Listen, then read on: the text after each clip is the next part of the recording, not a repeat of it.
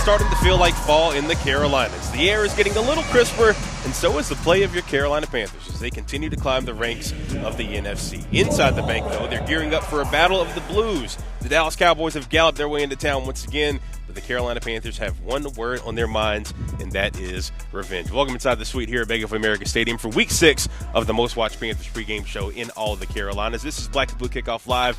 Gabe McDonald with you ahead of what has become a tradition here over the past several years, a game against the Dallas Cowboys as they make their way to the QC for now the third consecutive season. And to get you ready for this pivotal NFC matchup coming up at 1 o'clock, we're going to have a one-on-one interview that you will not see anywhere else. We're going to sit down with the reigning NFC Offensive Player of the Week and the former Cowboy himself, Mr. Rico Dowdle, plus a man that's been flying around all over on the defensive side of the ball, Mr. Trayvon Merrick, the former Raider. But they're not the only ones joining us this morning. We have a stacked roster like we do each and every week. That includes the 11-year NFL vet, the sack master, the big fella himself, Mr. Al Wallace, the former Panthers defensive end. Plus, we got Carolina Sports Live's Michael Sett joining us down on the field with the latest out of the locker room. And I did mention that Carolina weather a little bit earlier. Chief Meteorologist Tara Lane is going to join us in a little bit for that game day forecast coming up ahead of this Week 6 battle. But let's go ahead and get into the matchup coming up at 1 o'clock between the Panthers and the Dallas Cowboys. You have two teams coming off wins and that are really getting healthier by the day. In the case of the Carolina Panthers, though, everything is trending up. But the main concern this week is how do you put it together in back-to-back weeks? The team did it just once last season, but feels with all of its young weapons, it's due to break a long string of games looking at their schedule coming up. Dave Canales has talked to his staff about letting the young guns burn up the field, but against a very stout Dallas offense, it'll certainly pose a challenge for everyone to keep up. Here's the guys in the locker room ahead of today's game. It's a collective group working together. That's what I see. I've seen that now for 3 weeks in practice happen where they're talking before the snap, they're getting set, their eyes are right, and they're making adjustments together. And that's what I've seen collectively. And I'm proud of the young guys. Nick Scorton, who made some awesome plays. Princely had a couple of plays in there as well. Guys that I didn't mention after the game. We were talking about, some of the younger players, but these are guys that are growing up. These are guys that are figuring it out. Very elusive in the pocket. He definitely, even when guys start to collapse the pocket, he definitely tests you a lot about, trying to get you off the spot in order for him to be able to go where he wants to go. So, I think he's elusive, so, I'm going to give him that one. Let's go ahead and peep the tail of the tape for this one, and it's much different from last week's close stats ahead of that game against Miami. Dallas's two sides couldn't be more polar opposites through 5 weeks. Offensively, they've got it going on. First in the league in total offense, averaging just over 400 yards per game.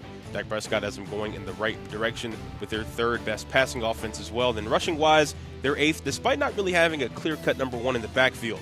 When it comes to defense, that is where the Panthers have the upper hand. Dallas is league worst on that side of the ball, giving up 412 yards per game, especially in the air, which this really gives way for Bryce Young to take a lot of shots down the field. Both teams tied at -3 on the turnover ratio. That's where the game is either going to be won or lost. And it's time to bring in the big fella himself, Mr. Al Wallace. And Al, we know you were a Panther, but you were also a Bird at one point in your career, and we know birds do not like Cowboys at all. Yeah, we don't like the Cowboys, so it's no, shame in saying I don't want to see these guys come in here today and have success against the Panthers. When you think about it now, this is the third straight time that they've come here. Sort of rare when you think about an out-of-division matchup, but what do you really want to see, especially out of Carolina's defense, in order to kind of match up and kind of slow the game down to help out the offense, knowing what Dallas has on that side of the ball? I just want to see this team take the next step, and that has to do with trashing the bad and stacking the good. When this team is starting to develop, we'll see them come out in consecutive weeks and put great product out on the field. They've been really good at home. They got to continue that trend here today. Absolutely. You want to see them put together back-to-back games as well. Winning streak, something that have been few and far in between over the last several years. We'll see if they can get one going with that game coming up here at 1 o'clock. But we have a third member of our team that is ready to be tagged in as well, and that is CSL's very own Michael Sett, who joins us more on the field with a guy who's really had a lot of success over the past several weeks pushing the ball down the field. Hey, Mike. Yeah, that'd be Bryce Young, Gabe, and perhaps he was downplaying his performance last week against the Dolphins. He said it was business as usual. However, some people are hoping it was something more. They're hoping that it was maybe a career-defining moment. Fact is that mental toughness that was promised when he was drafted back in 2023 was on display. On a march downfield, he connected with Rico Dowdle. The other was an exclamation point with rookie tight end Mitchell Evans. But even before that, Young kept a level head throughout the day, noting his 24-hour rule where no matter what happens, he flushes the performance and starts fresh. However, this week, we're detecting something a little different at a BY9.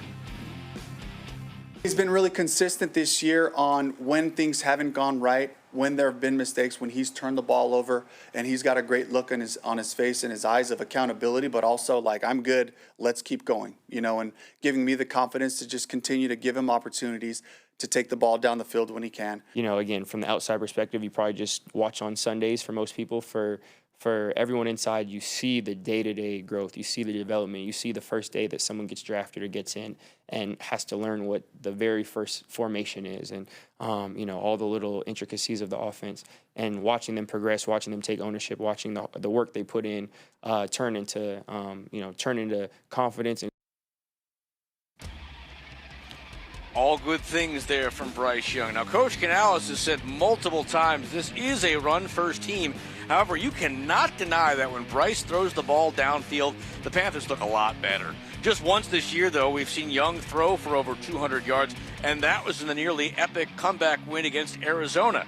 Now Young says he's still working on the turnover aspect. He did have two bad ones last week, the self-forced fumble and the overthrown ball that resulted in an interception. And Young has had success despite a ever-changing cast of characters. Today there's another scratch on the offensive line. Taylor Moton is out with an elbow injury. Brandon Walton has been elevated from the practice squad. Guys, back to you. Appreciate it, Mike. Real quick, Al, did Bryce show you enough last week to give you hope for what's to come? Yeah, I like what I've seen from Bryce the entire season because he's been consistent where he's needed to. He's obviously made some mistakes, but when Bryce Young is good, he's protected in the pocket. You don't have the concerns about too much pressure in his face. So I like what Bryce Young is building. Yeah, certainly growing as well. And if there's one thing that this guy knows about, it is defense. And that unit has really turned things around over the past week after that blowout loss to New England. Now, the Cowboys, we know they come in with the top-ranked offense in the NFL, and they've really had a lot of success this season when you think about a lot of that having to do with head coach Brian Schottenheimer's play calling through the last few games. And the guys on Carolina's D know just how good this Dallas offense can be no matter what the play call is. Carolina's defense didn't have the strongest start against Miami, falling behind by 17, where they were able to get to the quarterback 3 times. That was actually more than they had in the previous 4 games combined. However, Dave Canales knows there are multiple offensive weapons that they have to be prepared for when it comes to stopping Dak and the guys around him for Dallas. And then I know Brian Schottenheimer personally, and I know that he's going to try to find a way to run the ball some way, somehow. And so you just see the balance of their personnels, their formations. They can run or pass out of all those things, and that really is what makes them a good offense. And, of course, I think Dak is playing at a really high level. They do everything good. So pass, run, play action. They do a lot of things that's good. Obviously, we're just going every week, prepare the same way any team we play. So, obviously the preparation is still going to be the same, but we know, this is number offense, so we got to be a step better. Now, we just heard from Trevor Wallace here. A big change last week when he was actually wearing the green dot helmet, taking over for Christian Rosenboom, and it really paid off for both of those guys. Just when you think about, just the change that they made, how did that benefit them? I think you just give the young guy a lot more responsibility, and he's talked about being in there and talking to some of those veterans, some of the great Panther legends that have been able to feed some great information to Trevor Wallace. He is growing up in front of our eyes, and you can see the production on the field. He is everywhere. Absolutely. I want to acknowledge them practicing for the halftime performance coming up. Of course, today, the Crucial Catch game, as they honor all of those that have been affected by cancer. And also, too, when you think about just the defensive line, we saw Derek Brown and those guys really take a big step, limiting the Dolphins to just 19 yards rushing. How can they keep that up today? Yeah, that unit is nasty. A'Shawn Robinson, Derek Brown, the big guys in the middle, the physicality that they play with, they're just not allowing running backs to get going. And when you can do that, those linebackers are clean to run and hit and make plays. It's been fun to watch Derek Brown get back healthy. Yeah, everything's certainly coming together for that side of the ball. A defense that obviously wanted to bounce back from last year, finishing last in the league, certainly off to a pretty strong start. We got a lot more coming up on Black Blue Kickoff Live, including this with one of the stars on that side of the ball. For me, when I go out there, I just try to, be myself, tap into that mindset of, nobody can really mess with me. That's kind of how I feel when I go out there. Each and every Sunday, you can count on Panther safety Trayvon Merrick to flash and make plays. But what he's up to and the music he listens to away from the field might actually surprise you. We go one-on-one with the Carolina safety coming up next. Hey, Carolina's offensive line is banged up and hurt, but that hasn't stopped them from getting after defenses. How with the offensive line roundabout today, we got an update coming up next. And as we look across Bank of America Stadium, it's the revenge game for Mr. Rico Dowdle. The Cowboys still running their mouths about why they moved on from him. Now it's time to hear from today's RB1. The Black and Blue Kickoff Live returns from Bank of America Stadium.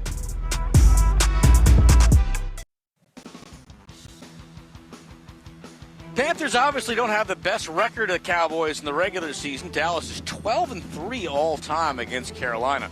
However, in the postseason, it's from like a top 40 radio station. All Carolina, all the time. Panthers are actually 2-0 in this matchup. Can they challenge that energy today? We're about to find out soon. Kickoff is set for just after 1 p.m. Well, we've talked a lot about Bryce Young so far during this pregame show, but his offensive line has done some incredible things, and this despite some injuries to a very, very expensive unit. We're talking guys like Robert Hunt, Austin Corbett, Chandler Zavala, all out. So this year it has been next man up.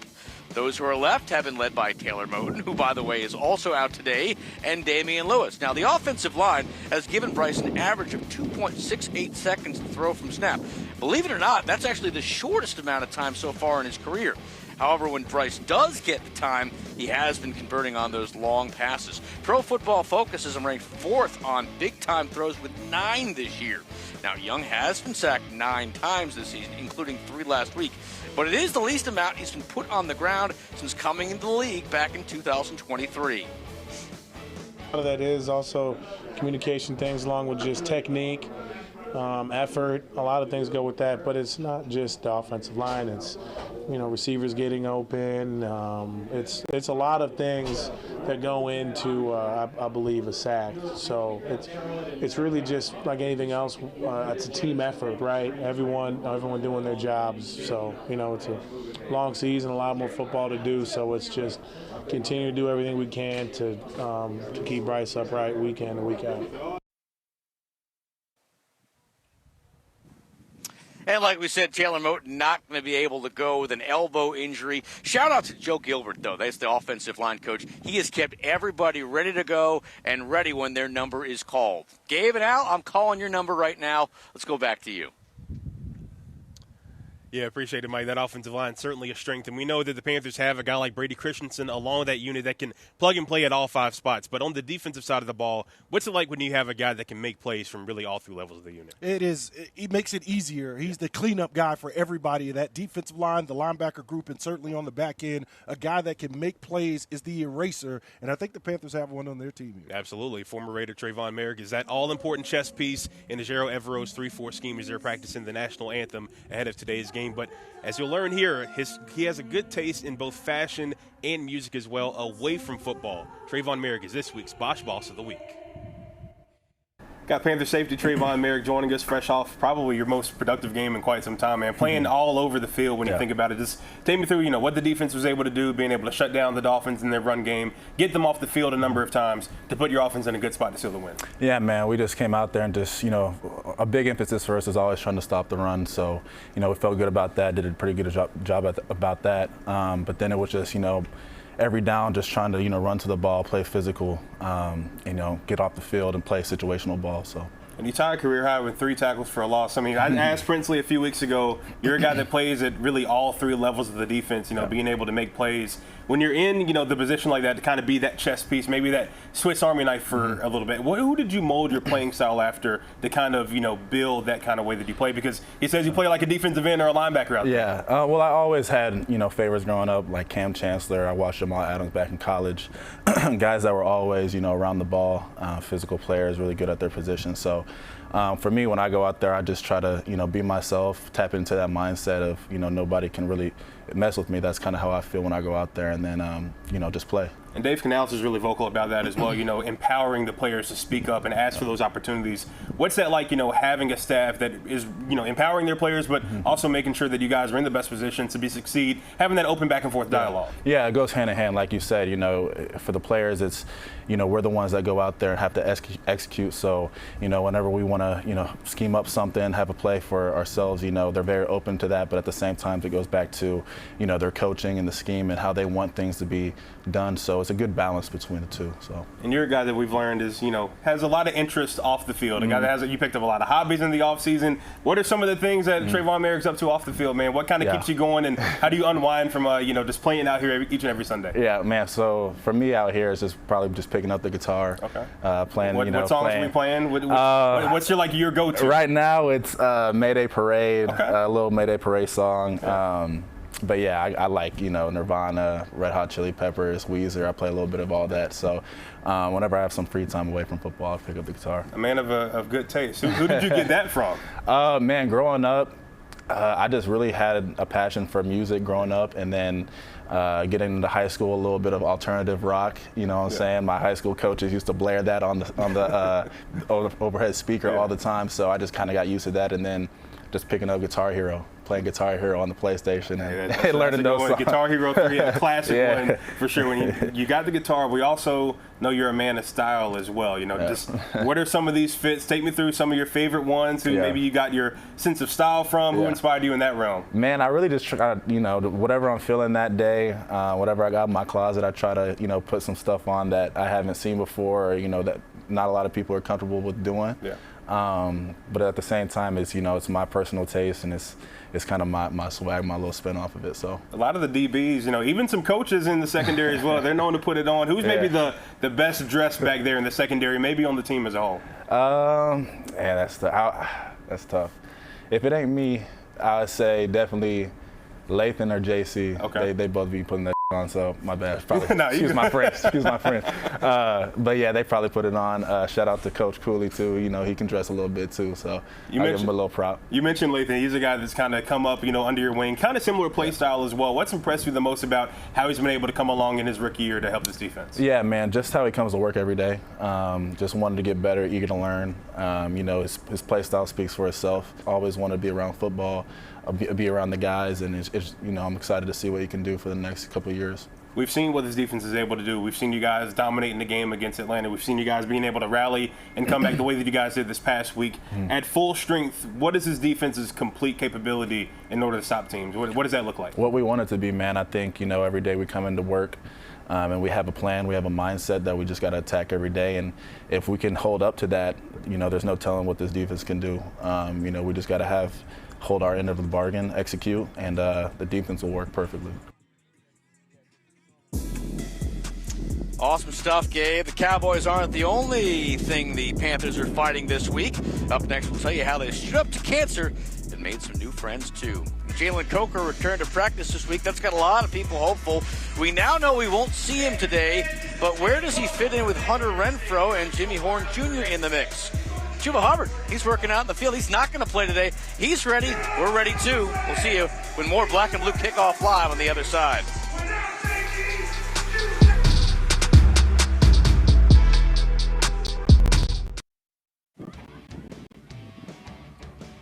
Carolina has talked extensively this season about breaking narratives. Here's another one to break. The Panthers are 1-7 at home against Dallas. That includes dropping one of each of the last two seasons.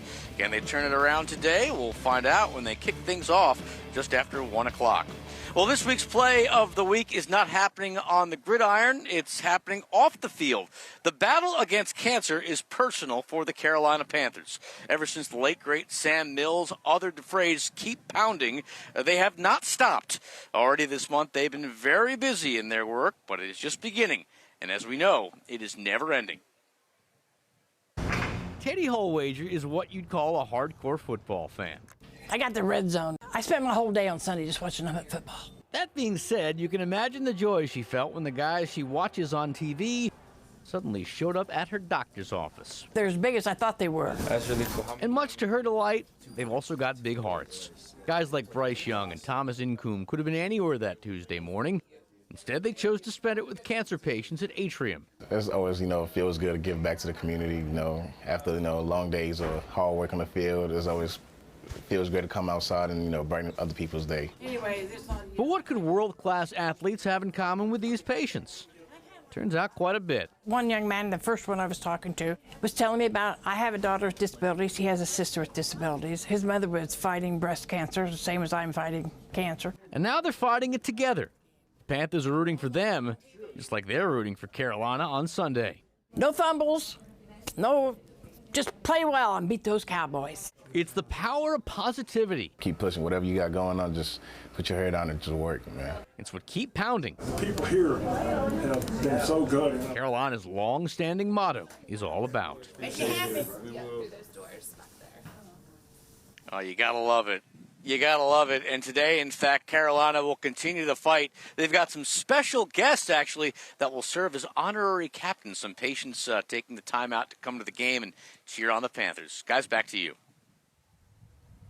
Yeah, appreciate it, Mike. Some great stuff for sure. Just knowing how the Panthers and the entire NFL, really honors everybody that's been affected by such a terrible disease. And Al, just thinking about, back on the field, think about the offense, the Panthers. When's the last time that you've really seen this kind of raw talent in the receiver room for the black and blue? Yeah, it's been quite a while, and it's refreshing to see all the youth really come into the NFL right away and step into these roles and not flinch one bit. They're growing up on the run 5 games into the season. It's been amazing to see. Yeah, some pretty solid weapons there. And soon, Dave Canales and OC Brad Isaac, they're going to have some pretty tough decisions to make because that room is actually getting a lot healthier by the day, which means a full house, and obviously some guys who are going to be in, some guys who could possibly be out. One of those guys who is working to get back, none other than Mr. Jalen Coker, the second-year receiver out of Holy Cross. His practice window was actually opened on Wednesday, which means the second-year wideout, as of now, has 16 days to be activated. That will not be today. He is ruled out for today's game on Saturday afternoon. Now, the hope is that his debut is within the next week or two, which, when that time comes, means there'll be more players in spots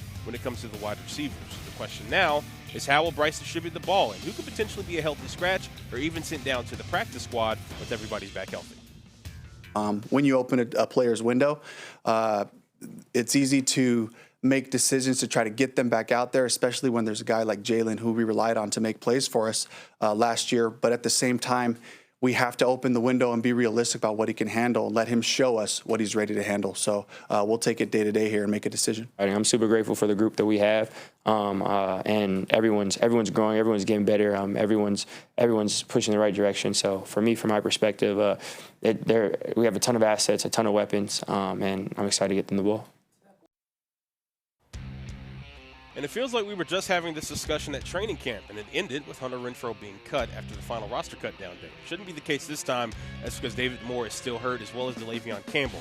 XL and T-Mac, they're safe. Hunter's been getting his opportunities as well. Jimmy Horn Jr. showed last week he can handle the pressure. And you also have Bryson Tremaine, who was named a captain earlier this year and hasn't dropped the ball as well. Dan Trezena re-signed to the practice squad, as did Jasim Reed and Anaya Smith. So plenty of depth there for the Carolina Panthers when you think about them on that side of the ball. And real quick, Al, when you think about the receiver room, Jimmy Horn Jr. made the most of his opportunities last week. How big is that for him to kind of earn his keep when you think about the guys getting healthy? Yeah, it's about trust. And now this team, Dave Canales, the offensive staff, they know that they can add more to his plate. With that type of speed, he's going to put some fear into defensive backs. You got to love that. Absolutely. A good problem to have when you think about the depth and all the talent that they have on that side of the ball. We got a lot more coming up here on Black and Blue Kickoff Live ahead of the Panthers matchup against the Dallas Cowboys. Big Al's 3 keys to the game are on deck as the Panthers look to get a win here in Week 6 and win back-to-back games. That's coming up right here on Black and Blue Kickoff Live.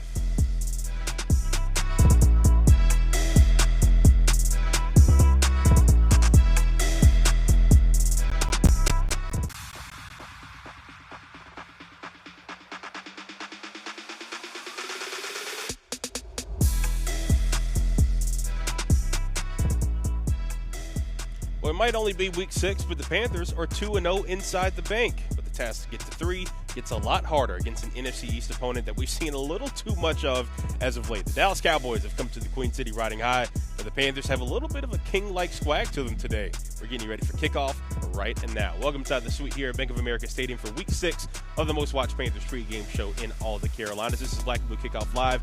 Gabe McDonald alongside the 11-year NFL vet and former Panthers defensive end, Mr. Al Wallace. Al, another shot at Jerry Jones' squad for now the 3rd straight season here at home. Yeah, I like seeing Jerry Jones and the Cowboys in this building. In the playoffs, the Panthers have a big task here slowing down this offense today. Absolutely. Going to be quite the battle coming up here at 1 o'clock, and we're going to have an exclusive one-on-one interview that you will not see anywhere else. We're going to sit down with the former Cowboy and the reigning NFC Offensive Player of the Week, Mr. Rico Dowdle, in a matter of minutes. But let's go ahead and get into this matchup here coming up at 1 o'clock later this afternoon, because when you think about the other team that plays here at this stadium, being Charlotte FC, they call this place the fortress. And the Panthers have certainly been defending the fortress as of late when you think about their 2-0 start here to the bank.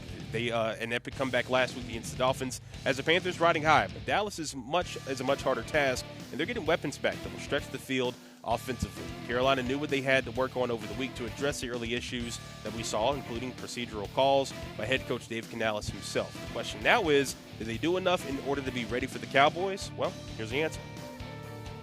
It's important for us to play our version of football, stay balanced, make sure that we're mixing our runs, play actions, and all those things, and execute, for 4 quarters. And it's important for us to come out, start fast, and also just continue to maintain and finish those drives that we've been looking to finish and put it all together. But this is a group that has a lot of good faces and a lot of good names over there, and so I expect their best, and we always do every week, every Sunday. We're playing against pros. We prepared that way, and we're expecting their best. Obviously, they're getting their run game. They're getting their offensive line back this week. So, we got a big task ahead of us, and, it's one to take. It's going to be a very physical game from my end. I know from my end. Just take pride in that. Buckle them chin straps up tight, and I will be coming. He said it there, buckle up. Well, let's keep the tail of the tape for this one, and it's much different than last week's close stats ahead of the matchup against Miami, because Dallas's 2 sides couldn't be more polar opposites. Offensively, they've got it going on through 5 weeks. First in the league in total offense, averaging just over 400 yards per game. Dak Prescott has them going with the 3rd best passing offense as well. Meanwhile, rushing-wise, they're 8th, despite not really having a clear-cut number 1 in the backfield. When it comes to defense, the Panthers actually have the upper hand ahead of this one. Dallas is league worst on that side of the ball, giving up 412 yards per game, especially in the air. This is Bryce's chance to make some plays and push the ball down the field. As both teams are tied at -3 on the turnover ratio, that's where the game is either going to be won or a loss. Time to bring in the big fella, Mr. Al Wallison. Al, you have a deep hatred for the Cowboys, which is why you're a little bit more amped up for this matchup than most of the other ones. Which of those numbers really surprised you the most when you look at the tail of the tape and the numbers coming in? Yeah, I think the Dallas Cowboys defense, obviously we know the departure of Micah Parsons and what that would do to any defense. The Panthers have a great opportunity to take care of a very leaky unit on that side of the ball. Absolutely. Got to be able to establish the run game as well, like we saw them do last week in order to have success. And it's time to get into the money segment, this guy's favorite time of the show, the 3 keys to the game. Key number 1, whoever is at wide receiver 1 for the Dallas Cowboys, J.C. Horn, the money man on that side of the ball for the Panthers, needs to follow them and be in their hip pocket each and every down today. Yeah, I want to see J.C. follow the top receiver, whether that's George Pickens. You're not going to see C.D. Lamb today, but we want to see number 8, right? J.C. Horn go out there and cook. This guy is one of the top cornerbacks in the NFL, and when he's good, he's going to be able to shut down an entire side of the field. This is an offense that wants to throw the ball with Dak Prescott. If J.C. Horn has an incredible day, we'll change that number. We'll get more takeaways, more turnovers, and get the ball back to the offense.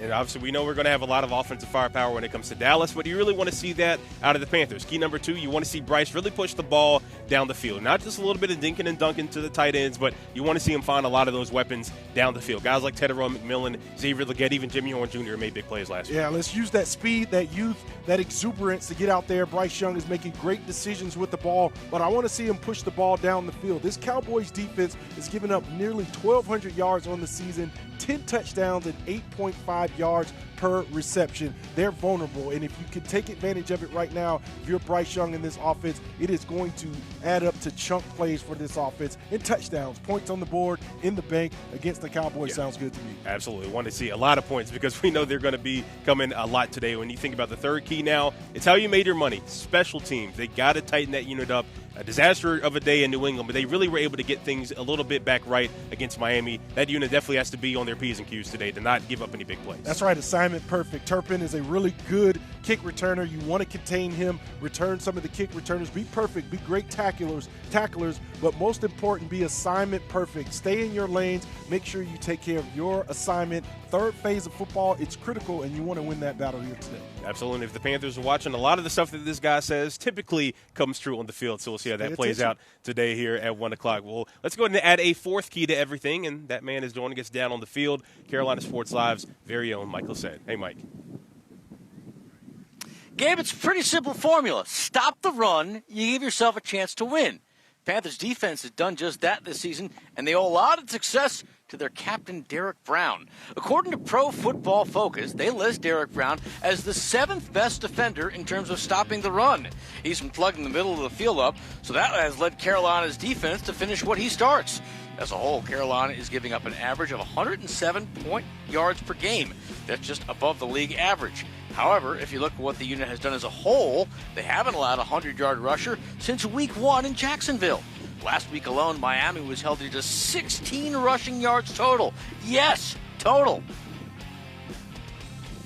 This is a team that just continues to improve, to work together, to fit the runs the right way and rally to the ball and tackle. It's the communication that I see out there. I see them talking about different sets, talking about different tips and tells that they're working on. And as a front seven unit, we definitely played more free, you know what I'm saying? And you can see that from the production. We came together, we seen that we had to stop being so stagnant. We can't be scared. I think everybody's flying around, kind of like what Coach said, we were playing free and, just getting everybody to the ball. It's got to keep doing it. Now when it comes to total defense, the Panthers get a major boost from the secondary and J.C. Horn. It bumps the total offense to 12th overall in the league. Bumps the total offense 12th overall in the league as they give up an average of 311.6 yards per game. Now the number they need to get up is sacks. They did more than double last week. Entering Miami, they had 2 sacks. They added 3 more against the Dolphins, including a clincher by Pat Jones. That was the first of the season. Defensive coordinator Jero Evero says he relies on leaders like Derek Brown to set the tone. With Brown and, of course, J.C. Horn backing up the secondary, it's a tough group to go against. What do you think, guys? Absolutely, and it's the same with that defensive side of the ball, Al. When you think about, obviously, Derek Brown, we know that his, presence there, he definitely commands a lot of double teams. But what do you think about Princely and Mamiel and Nick Scorton, the 2 rookies that have been able to flash over the past several weeks? What's impressed you the most about them and how they've been able to grow as more complete pass rushers? Yeah, these are 2 intelligent defensive ends. When I look at those 2 young guys, they're figuring it out, and they're having to do it on the fly with some of the injuries to some of the older guys there at the defensive end spot. But when it comes to it, you have to find a way to get after the quarterback. Just 5 sacks is not going to get it done in the NFL, and you have to get a lead, right? Teams have to pass in the second half when you have a lead. When they've been behind, teams have decided to run the ball, and it's put a lot of pressure, or it's limited the amount of pressure that this Panthers pass rush can get. Absolutely, the high-powered Dallas offense. You want to have Dak on his back as much as possible throughout today. We got a lot more coming up here on Black and Blue Kickoff Live, including an exclusive one-on-one you won't see anywhere else with a former Cowboy. Buckle those chin straps tight. Tell Mike and Dylan, make sure you strapped up, and it's going to be a physical game from my end for sure. Rico Dowdle isn't playing around when it comes to going up against his former teammates, and he's got a bit of a chip on his shoulder. We go one-on-one with the RB1 for today coming up next. And Jalen Coker returns to the practice field this week, but is he healthy enough to join a stacked wideout room? Plus, Shaw Smith-Wade return. The injury report is on deck ahead of this afternoon's matchup. And as we look across BOA, the Cowboys have a dangerous 1-2 punch when it comes to Dak Prescott and his receivers, but it's really anyone who can catch that helps them. How did the Panthers dumb it down? We got a plan with more Black and Blue Kickoff Live coming up next.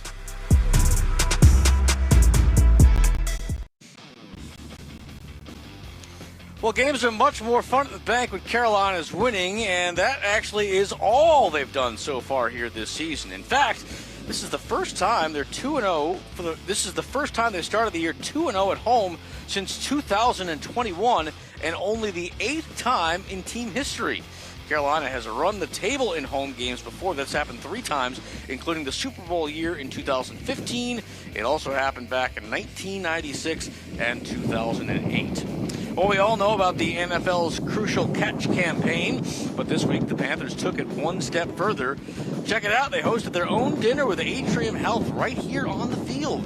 They were honoring those fighting against breast cancer. Guys like Cam Jackson, Jalen Coker, and Bryson Germain were there not only to dine with patients and families, but also help encourage others to join the fight against breast cancer. Today we'll see a number of players and staff wearing the Crucial Catch gear on the sidelines later today. Meanwhile, the injury report keeps adding bodies. We thought we were going to get wideout Jalen Coker and tight end JT Sanders back this week. However, Coker is out. They'll hold him back one more week. Meanwhile, multiple reports saying Sanders will also be out, despite being listed as questionable. Chuba Hubbard, Taylor Moton, Turk Wharton, and Caleb Evans are all out this week as well. We believe Shaw Smith-Wade will be ready to play despite a chest issue. Inactives will be released in about 20 minutes here at Bank of America Stadium. However, guys, I know there is one player that is especially looking forward to playing today. He is ready, and he is ready to go, and I know you have more about him right now.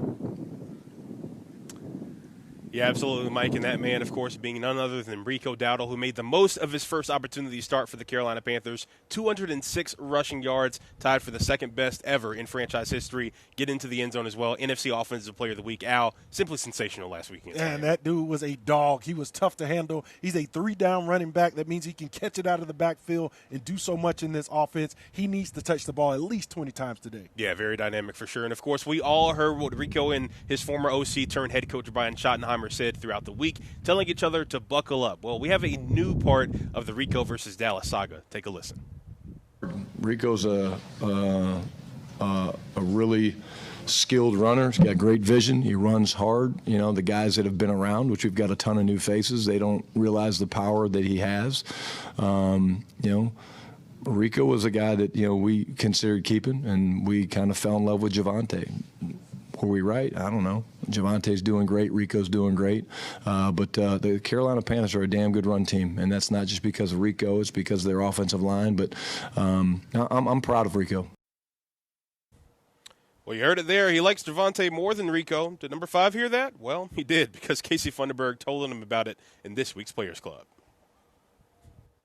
All right, Rico, you had some choice words after the game last week for your former team. You said buckle up. What did you mean by that?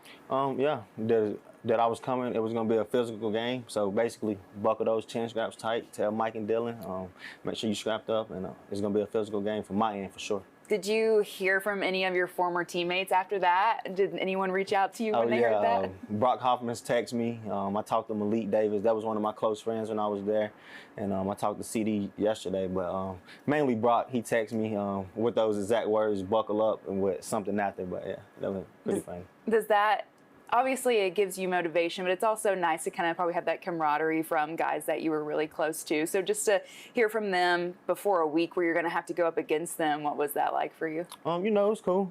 Those guys I was close with, like Brock, I mean, he was a big part of my first 1,000-yard season last year, so definitely became close with him during that time, and he got to step up in that role and become the starting center. And then, like I said, Malik, he was a running back, so definitely I always had a great relationship with him. This week, obviously, it's a big one for you playing against your former team. What has this week felt like? Any other work week, you know, coming out here, trying to work on our execution and operation, getting better each and every day at practice. But yeah, just another week of work and football, getting prepared.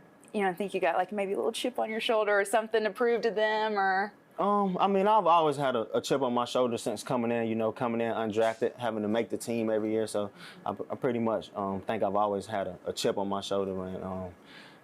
And they say something to prove to them, maybe a little bit, but just to show them, yeah, it's the decisions you made, and I'm not back there. So from that aspect, but not really, though.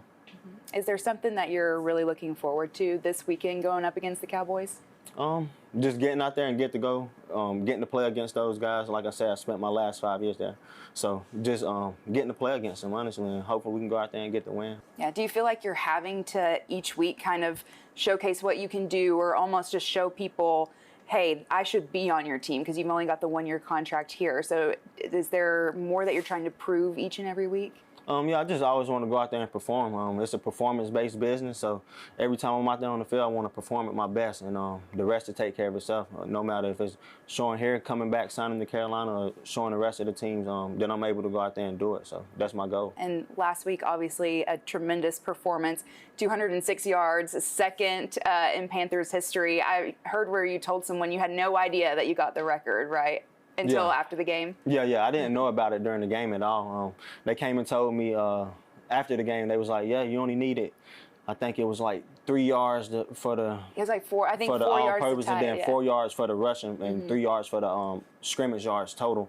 And yeah, and they told me after, and I was like, damn, and I cramped up and things like that. So I think I could have got it, but I have another opportunity, many more opportunities to do it this season. Hopefully I can get it done. Yeah, well, what does it say about you is when your name got called and you had to step up last week, you were able to perform the way that you did? Yeah, it just goes to the work and preparation. Obviously, those guys up front, got to get credit to them. I wouldn't have been able to do it without them. They opened it up and allowed me to get to that second level multiple times, and it played a huge part in it. So, yeah. After the game last week, you kind of talked about how the offense got off to a little bit of a slow start, but obviously you all were able to come together in the end. With this Cowboys team, I don't think you can probably get off to a slow start. So what are you guys going to try to do to be able to start fast from the get-go this week? Yeah, I mean, like you said, we're getting off to the slow start, and it's pretty much we've been moving the ball well and end up shooting ourselves in the foot, no matter if it's the turnover or penalties and things like that. And like you said, the way Dak playing, we can't afford to do that. So just harping on it throughout the week, and we know that we can't do that, and that's the goal, and that's the plan. So it's nothing, just execution, and that'll allow for us not to do it. Awesome. Well, appreciate your time. Congratulations on the big game last week, and good luck this week against the Cowboys. Thank you. 2 words, buckle up. Appreciate it, Casey. Well, Dak Prescott is having a resurgence this season and is quickly climbing the NFL rankings, but he's got 2 big reasons why he plans on staying there. How do the Panthers keep the Cowboys receivers down in this one? Well, we have an idea, and that's coming up next.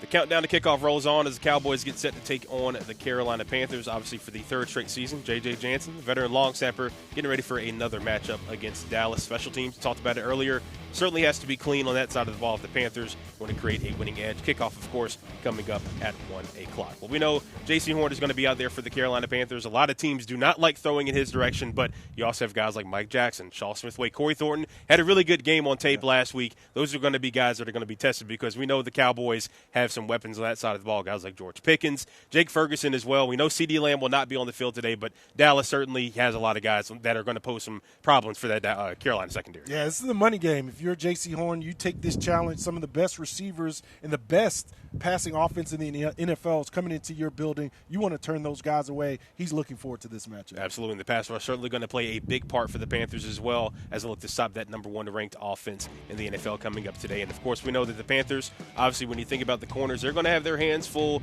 The Panthers can't contain tight ends. We've seen that. And they may have caught a break with the call to keep CeeDee Lamb out. But George Pickens still presents a major problem. If they can't stop him, they're looking at playing out of yet another deficit. That means Mike Jackson and Shaw Smith-Wade have their work cut out for them today. Pickens ranks 4th in the NFL so far in receiving touchdowns with 5 and averages about 16 yards per catch, so a lot of chunk plays. So how did the Panthers secondary corner plan to eliminate that threat? Execute, beat, play good defense, be sticky in coverage. CD a great player, but you can't sleep on him just because he out. You know, they got a lot of good receivers that can take the top off. Another week, another challenge is going to be fun. Man, great receiver, obviously, you know what I'm saying? So just somebody we're going to have to recognize, know where he's at. At the end of the day, we're asked to do the same thing every single week, no matter who you play. Eliminate explosive and go out there and play good football. So I don't think it's no pressure. It's just playing football. And you just heard from him. Here's the man himself, J.C. Horn, going through his warm-ups as he gets ready for today's matchup coming up at 1 o'clock between the Cowboys and the Panthers. One last time out to take, but when we return, it's a history lesson. Last week, the line changed as the show happened. Guess what? It happened again. And now there's a stat that you have to hear before placing those bets. We got the odds and our picks coming up next right here on BBKL. Good Saturday afternoon. I'm Chief Meteorologist Tara Lane from Queen City News. And the weather across parts of the Carolinas this weekend has been pretty unsettled, off and on rainy in parts of the area. We could still see some more showers around through the game today. At least temperatures are feeling pretty nice around the lower side of the 70s, so still feeling some of that cooler fall air. It's been a little breezy and gusty at times, too, with that northeast wind at about 10 to 20 miles per hour. Not much of a temperature change throughout the game, hovering mainly around the lower 70s. Again, still with that chance of a little more rain passing through. Enjoy the rest of the weekend, the game, and go Panthers. Appreciate it, Tara. Well, the news on the offensive line might have just caused a shift in the betting lines. The Panthers now 3-point underdogs at home. Most books offering even money on the Panthers spread bet. They're expecting points to be put up on the board today. The over-under set at 48.5. Just a 1.5 to 1 play, but out on a Panthers money line bet. Vegas thinks this one is actually going to be pretty close. Panthers have yet to be favored in a game so far this season. So time to get into our Stone Cold picks. If Mike and I were making one, we would roll with the Cowboys. We were both right last week picking Carolina, but all that matters is what this guy has to say. Al, who are you picking this afternoon? Yeah, that entire right side of the offensive line, now Taylor Moton's out for Bryce Young. That's going to be some protection problems. I just think that this Dallas Cowboys offense is loaded. I'm going to go with the Cowboys today. Yeah, we'll see if it all plays out. The matchup coming up here at 1 o'clock. From Michael Seddon, Al Wallace, and Gay McDonald. Appreciate you for tuning in. Enjoy the NFL Sunday.